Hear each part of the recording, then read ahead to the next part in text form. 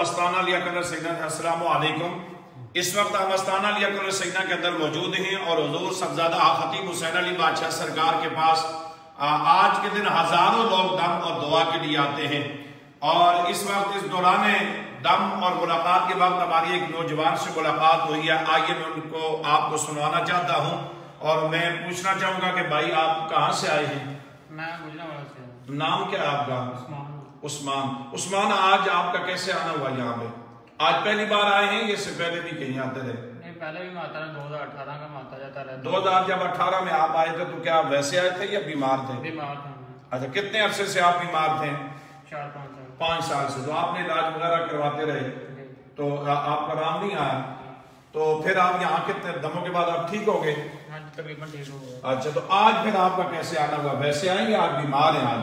مجھ سے بیعت ٹوٹ گئی تھی، میں کسی اور کا امید ہو گیا تھا، پھر بیمار ہو گیا، اس لیے نہیں دوبارہ۔ آپ نے سرکار جی کی بیعت کی تھی، اور بیعت کرنے کے بعد پھر آپ کس طرح بیعت کس طرح توڑی؟ آپ نے خود توڑی یا کسی نے کہا کہ آپ؟ بس گھر والے کو کہنا کرو، دوسرے لوگوں کو کہنا کرو۔ ہاں، گھر والوں نے کہا کہ بیعت کو توڑ دیں، تو آپ نے بیعت توڑی، تو پھر آپ کیا ہوا آپ کو؟ پھر اسی طرح جس طرح پہلے بیمار تھا۔ تو بیعت توڑنے کے بعد کتنا عرصہ آپ بیمار رہے؟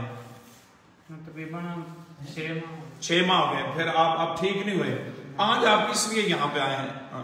سرکار جی معافی مانگ رہی ہے۔ سرکار جی سے آپ کو یقین تھا کہ سرکار جی معاف کر دیں گے، کیونکہ آپ کا دل نہیں کر رہا تھا کہ آپ بیعت کو توڑیں یا اپنے پیر خانے کو چھوڑیں، لیکن گھر والوں کی وجہ سے اور دیگر احباب جو اولیاء کاملین کے ساتھ بغض اور حسد رکھتے ہیں اور اولیاء کاملین کو مانتے نہیں ہیں، تو وہ پھر لوگوں کے ذہن میں جس طرح آپ کے ذہن میں بات ڈالی کہ یار آپ دربار علیہ بلاولہ شریف میں کیوں جاتے ہیں، یہ بیعت کیا ہوتی ہے اور بیعت توڑنے سے ہوتا کیا ہے؟ کچھ بھی نہیں ہوتا، آپ جوان ہیں، پڑھے لکھے ہیں، لیکن ان کی باتیں تو سن کر آپ نے بیعت توڑ دی، لیکن نقصان آپ کا ہوا یا ان کا ہوا؟ آپ کا ہوا کہ آپ ایک جوان ہیں اور گھر کے ماشاءاللہ ایک ذمہ دار ہیں، ماں باپ کی آپ پہ نظریں ہیں، لیکن جس وقت جوان بیٹا بیمار ہو جائے تو گھر والے بھی نہیں پوچھتے، دوست احباب بھی نہیں پوچھتے، اس لیے کہ وہ جان سے ہارا ہوا ہوتا ہے۔ میں یہ گزارش کرنا چاہوں گا کہ دل سے نہیں، کچھ لوگ ایسے ہوتے ہیں کہ جو اولیاء اللہ کے منکر ہوتے ہیں، منافقین کس طرح مختلف قسم کی چالیں ہوتی ہیں کہ آپ اللہ کو مانے، اللہ سب کچھ دیتا ہے، ہمارا عقیدہ یقین ہے کہ کائنات جو بنائی میرے اللہ نے، شفائیں بھی اللہ کے پاس ہیں، بیماریاں بھی اللہ کے پاس ہیں، عزتیں بھی اللہ کے پاس ہیں۔ اس نوجوان کو بھی اسی طریقے سے برگلایا گیا کہ آپ بلاولہ شریف میں کیوں جاتے ہیں، آپ پڑھے لکھے ہیں، آپ تو یہاں آ جائیں۔ اور پھر انہوں نے بیعت توڑی، اور جس کے صاحب کے پاس یہ دم کروانے کے لیے گئے انہوں نے بھی یہ کہا کہ آپ میری بیعت کر لیں تو ٹھیک ہو جائیں گے، لیکن ٹھیک نہ ہوا۔ لیکن آج پھر در مرشد ہوتا ہے، قلندر کا جو دروازہ ہوتا ہے وہ بڑا ہی کشادہ ہوتا ہے، تو سرکار جی نے پھر آپ کو معاف کر دیا۔ آپ خوش ہیں آپ؟ تو آپ اپنے عام عمر نوجوانوں کو کیا کہنا چاہتے ہیں کہ جس طرح آپ کے ساتھ ہوئی ہے تو آپ کیا کہیں گے؟ بس یہ کہوں کہ در مرشد کو نہ چھوڑے، بہت نقصان ہوتا ہے اللہ تعالیٰ کی بارگاہ میں۔ تو اسی طرح یہ میرے دائیں طرف یہ جلال پور شریف سے دیکھیں، یہ دیکھیں، ہم لوگ کہتے ہیں اللہ تعالیٰ سب کو زندگی عطا فرمائے، یہ بزرگ ہیں اور یہ ان کا بیٹا ہے، اور والدین کی بڑی آس امید ہوتی ہے۔ ان کے ساتھ بھی ایسی معاملہ ہوا، یہ جو لوگ ہوتے ہیں نا دربار شریف پہ آتے ہیں، بعض لوگوں کے ذہن میں وہ ایک خیال ہوتا ہے کہ جس طرح ہم ہر جگہ سے دم کرواتے ہیں، تعویذ لیتے ہیں، تو قلندر کا دروازہ بھی ایسے ہوتا ہے جس جگہ سے انسان کو اللہ تبارک و تعالی شفا دیتا ہے، عزت دیتا ہے، جب وہ بندہ اس کا احسان ادا نہیں کر سکتا، وہ اپنے رب کا شکر ادا کیسے کر پائے گا؟ تو یہ بچہ بھی جب سرکار جی کے پاس آیا، بیمار تھا اور بالکل کمزور تھا، یہ ان کے والد ہیں، گھر میں مال مویشی کا کام کرتے ہیں، اور ان کی دیکھیں کہ اس عمر میں جو والدین اپنے مال کو اور اپنے گھر کو سنبھالنا انتہائی مشکل ہوتا ہے، اس کے ساتھ بھی ایسی ہوا کہ جب یہ بیمار ہوا تو کہا جی آپ چھوڑیں دربار علیہ بلاولہ شریف میں، یہاں بھی تو لوگ دم کرتے ہیں۔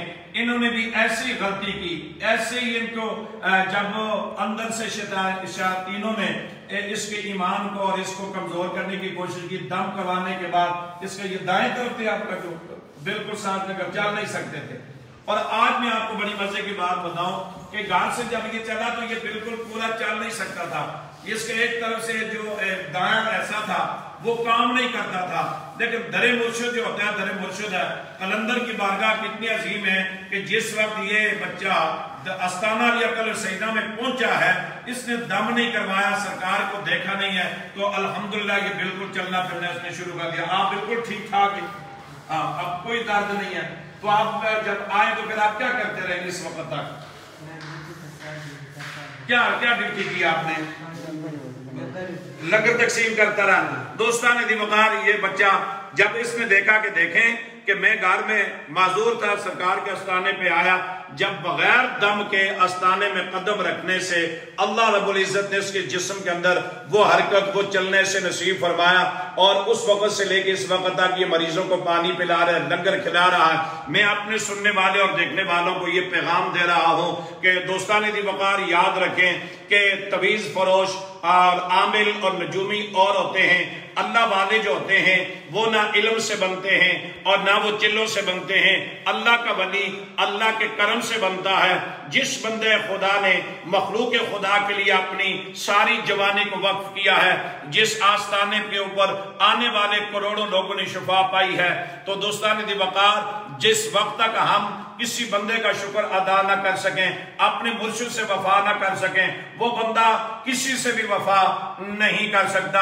میں اتنا کہوں گا کہ بس جس وقت آپ ہاتھ میں ہاتھ دیں تو اس طریقے سے دیں کہ اقرار باللسان و تصدیق بالقلب، زبان سے اقرار اور دل سے تصدیق کریں۔ یہ وہ جگہ ہے کہ جہاں میرے آقا کا کرم ہے، اس لیے کہ یہاں یہ نعرہ لگتا ہے تاجدار ختم نبوت زندہ باد زندہ باد۔